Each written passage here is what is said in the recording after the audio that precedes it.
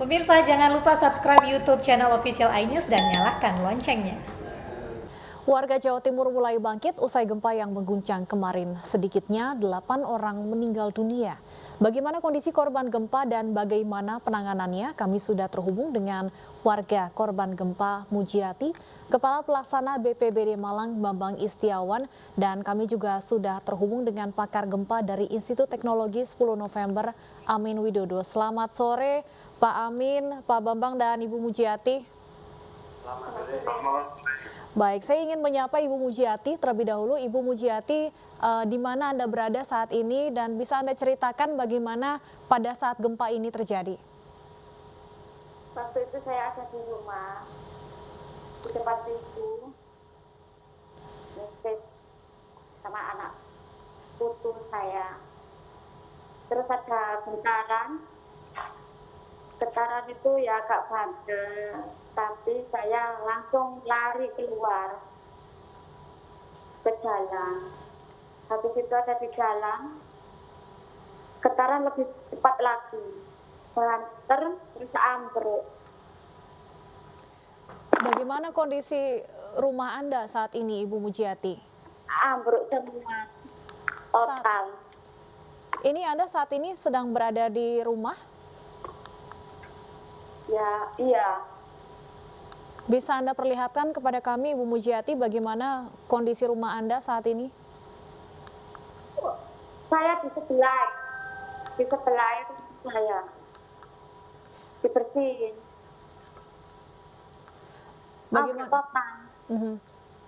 Bagaimana dengan kondisi Anda dan keluarga Anda? Ada yang mengalami luka-luka mungkin, Ibu Mujiati? Nggak ada, selamat semua. Tapi semuanya hancur, rumah saya hancur. Hancur, benar-benar rata dengan tanah begitu, Ibu Mujiati? Iya. Tidak iya. ada yang bisa diselamatkan barang-barang? Nggak ada. Saat ini Ibu dan keluarga tinggal di mana untuk sementara? Ya, di emperan nonot-nonot. Tidak ke tempat pengungsian, Ibu Mujiati?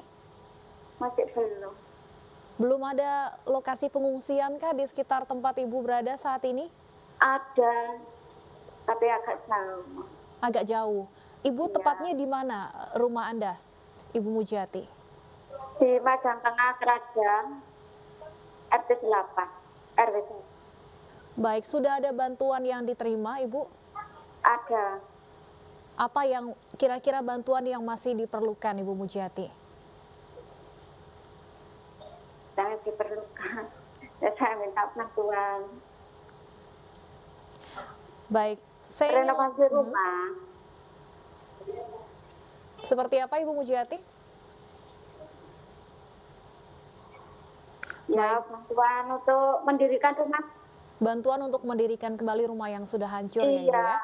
Baik, saya ingin ke Kepala Pelaksana BPBD Malang, Pak Bambang. Saya ingin update terlebih dahulu hingga saat ini ada berapa jumlah korban jiwa dan korban luka dan berapa kerusakan yang ditimbulkan akibat gempa?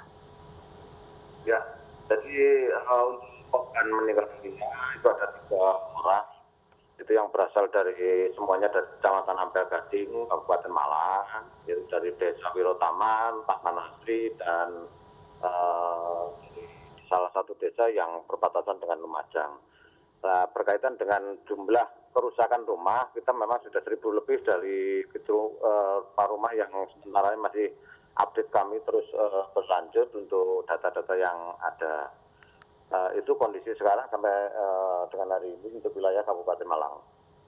Baik, saat ini seperti apa penanganan yang dilakukan oleh BPBD terhadap para korban maupun dalam memperbaiki kerusakan akibat gempa ini, Pak? Ya, karena gempa itu baru kemarin, kita berusaha memang untuk bisa memberikan artinya menormalkan kembali kondisi sebelum terjadi gempa. Tapi kondisi di lapangan adalah beda-beda, baik ada rumah misalnya berat, sedang ataupun ringan. Kami berusaha apa yang menjadi kebutuhan masyarakat sehari-hari, terutama yang berkaitan dengan kehidupan, ini bisa terpenuhi. Tentunya adalah pemberian sebab kepada masyarakat yang kita upayakan sebenarnya. Kami sudah juga buka dapur umum di Kecamatan Ampel Gading maupun di Majang Tengah, di Kecamatan Sampit, ada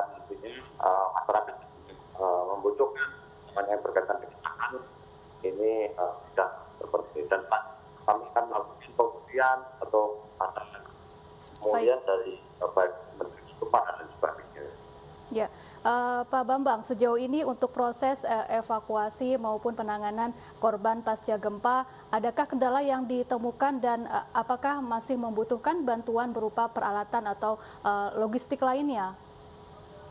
Ya, jadi tidak evakuasi dan pertama dari seluruh korban sudah kita tangani semua karena lokasinya tidak menyebar, artinya tidak luas dan itu bisa dari masyarakat yang terlibat di sebelah.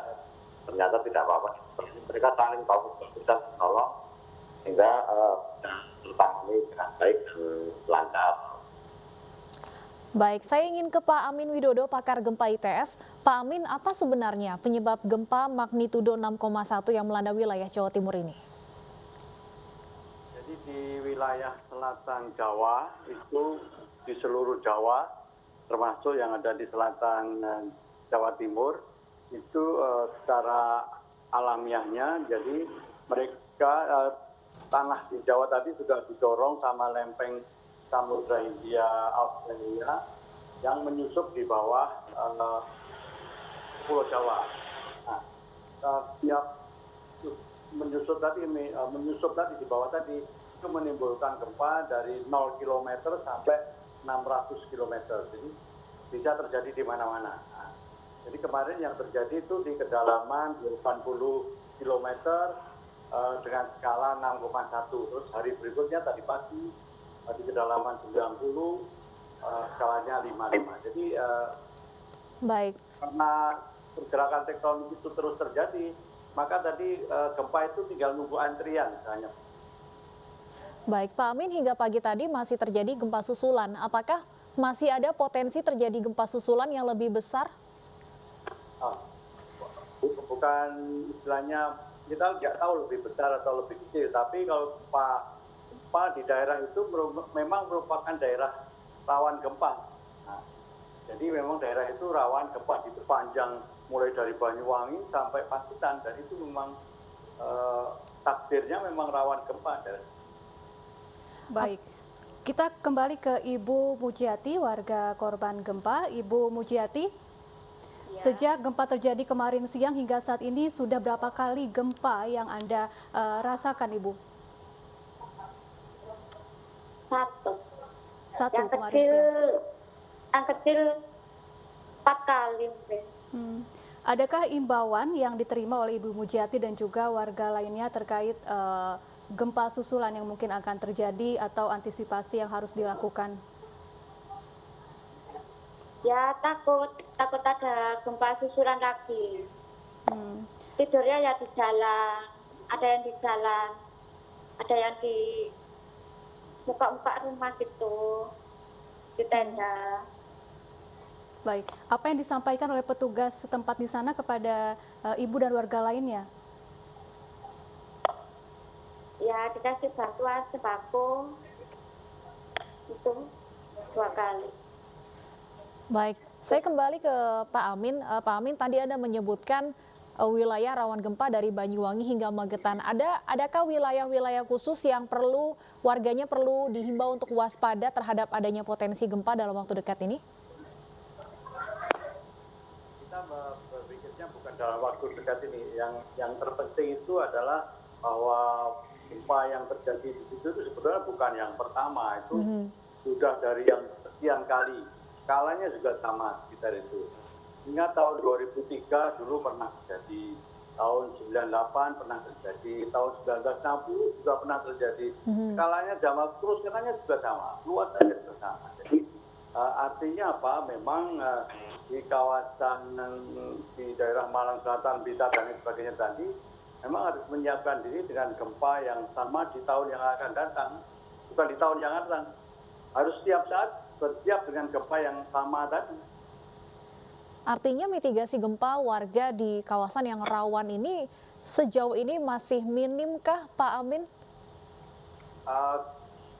Sebetulnya kalau kita melihat dari BPBD Jatim maupun BPBD, mereka sudah melatih namanya desa tangguh. Nah, yang dilatih adalah orang-orangnya itu tadi. Cuman karena di sini kalau kita lihat tadi, banyak rumah yang roboh. Berarti ini memang khususnya mitigasi struktural belum jadi. Jadi karena rumah-rumah itu roboh karena dia tidak mengikuti gempa yang ada di daerah itu. Baik, saya langsung tanyakan kepada Pak Bambang. Pak Bambang, bagaimana kemudian upaya dari BPBD setempat mengedukasi masyarakat untuk mempersiapkan diri, terutama untuk warga yang memang tinggal di kawasan yang rawan gempa, termasuk tadi mitigasi strukturalnya, bangunannya juga harus disiapkan. Ya, jadi kalau yang terkait dengan mitigasi struktural atau berkaitan dengan fisik, itu tidak bisa serta-merta jangka pendek itu bisa selesai. Satu contoh, bangunan yang sudah ada mungkin kita bongkar karena tidak memenuhi persyaratan sebagai suatu bangunan yang gempa. Ataupun di masyarakat di proses pembangunan tidak selalu itu harus berkomunikasi agar bangunan itu tahan. Namun edukasi atau berkaitan dengan desa tangguh bencana yang disampaikan dari Pak Sahabat tadi itu kita selalu memberikan pelajaran kepada masyarakat, kepada masyarakat agar mereka itu mengetahui apa sih gempa itu, sehingga dengan pemahaman seperti itu yang berkaitan dengan apabila terjadi gempa mereka bisa menyelamatkan diri. Baik, kembali ke Pak Amin Widodo. Pak Amin, apakah teknologi kita ini sudah mampu untuk mendeteksi adanya kemungkinan terjadinya gempa begitu? Nggak kedengaran. Ya, Pak Amin, apakah teknologi kita sudah mampu mendeteksi kemungkinan datangnya gempa? Mendeteksi gempa itu memang BMKG sudah mempunyai beberapa alat seismograf yang dipasang di beberapa tempat di Jawa Timur. Dan dia dari gempa itu dia bisa memberitahu, oh ada gempa sekian. Tapi kalau kapan gempa itu terjadi memang sampai sekarang memang belum bisa. Makanya tadi kita berharap itu setiap daerah itu menyiapkan gempa terbesar yang pernah ada di situ. Nah, ya mungkin dari pemerintah daerah bisa membangun contoh bangunan tahan gempa satu saja. Ya nanti masyarakat bisa mencontoh itu. Baik, selain membangun bangunan tahan gempa, kiranya apa saja yang perlu dilakukan? Ini mengingat Indonesia berada di kawasan Ring of Fire agar bila terjadi bencana kemudian dampaknya tidak terlalu besar begitu, Pak? Jadi ini yang perlu diketahui semua dan bahwa gempa itu tidak membunuh. Bangunan bisa, longsor bisa, tsunami bisa, likuifaksi bisa.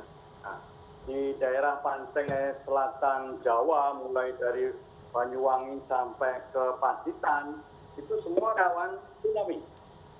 Jadi kalau terjadi gempa lebih dari 6,5 itu bisa menimbulkan tsunami dan itu sudah pernah terjadi tahun 94. Dan itu mestinya itu sudah jadi pengalaman di tsunami. Terus longsor kan.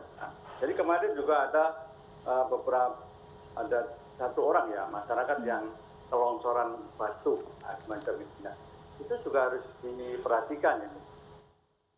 Yang lain adalah rumahnya. Jadi rumahnya memang harus diperhatikan. Baik. Kalau memang tidak memungkinkan. Baik, terima kasih Pak Amin Widodo, Pak Bambang Isyawan, dan Ibu Mujiati sudah bergabung bersama kami di iNews Sore.